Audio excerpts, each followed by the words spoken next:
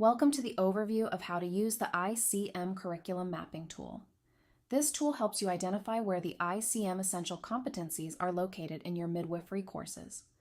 The curriculum mapping tool consists of 6 sheets or pages in an Excel file. The first sheet is the instruction page.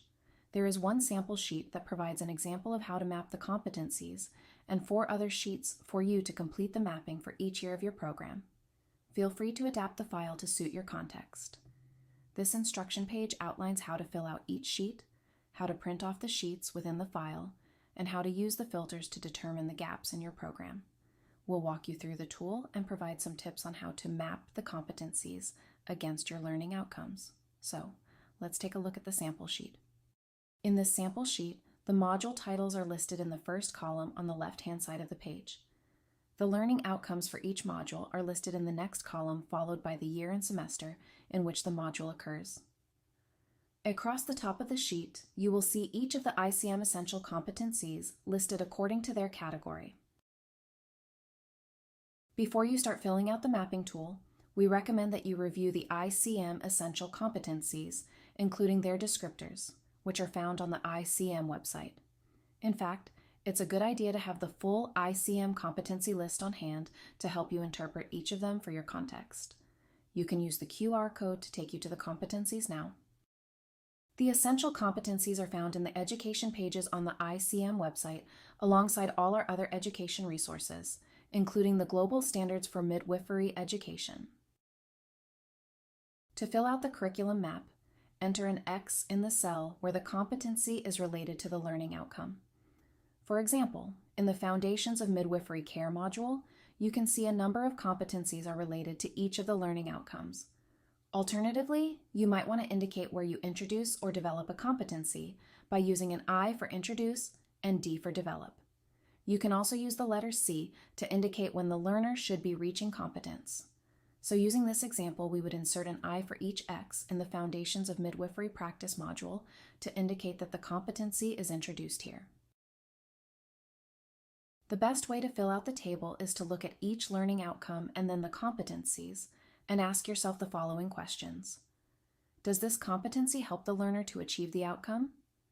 If yes, what part of the competency, its knowledge, skills, attitudes, or behaviors is associated with the learning outcome? Or is it all of them? It's normal to introduce the knowledge components of a competency early in the program when midwife learners are becoming familiar with foundational concepts. Skills, attitudes, and behaviors are normally introduced later on to support the development of the competency over time. Let's look at an example. In this case, we are using Competency 1, G uphold fundamental human rights of individuals when providing midwifery care. You can see that there are knowledge, skill, and behavior indicators that describe what a midwife should know and be able to do to achieve this competency. When looking at the module learning outcomes, you want to ask yourself, what part of the competency is related to the learning outcome? Remember, it might be one part or all of the competency that is related. Keep in mind that the indicators, knowledge, skills, and behaviors listed are the minimum requirement to achieve the competency. Depending on your context, you may feel the need to add some indicators for your midwife learners. We've indicated that this competency supports module learning outcomes 1, 2, 3, 5, and 7. Knowing how to uphold fundamental human rights of individuals is a fundamental part of the midwife's role and will support a number of learning outcomes in this module. We can feel confident that the knowledge indicator for competency 1, G, is taught and assessed in this module.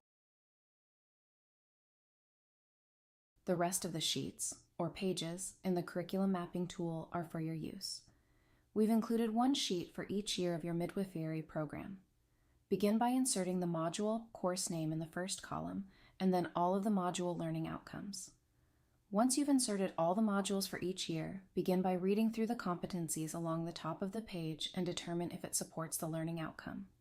You can use either an X in the cell where the competency and learning outcome meet, or you can use the IDC scale. Repeat these steps until all the competencies and learning outcomes have been covered. Once you've filled out each sheet, you can start filtering the information to see where different competencies occur within the modules. The instruction sheet at the beginning of the file goes through multiple ways of filtering the information. You can use the sample sheet to try out the filter options before filling in your own sheets. Mapping your curriculum is a worthwhile exercise to help faculty understand how the ICM competencies are distributed across the midwifery program. It also helps in developing a progressive learning pathway for midwife learners, so they have multiple opportunities to practice and develop their competence over time. For more information and support materials regarding midwifery competencies, please visit the ICM website and go to the Education Resources section.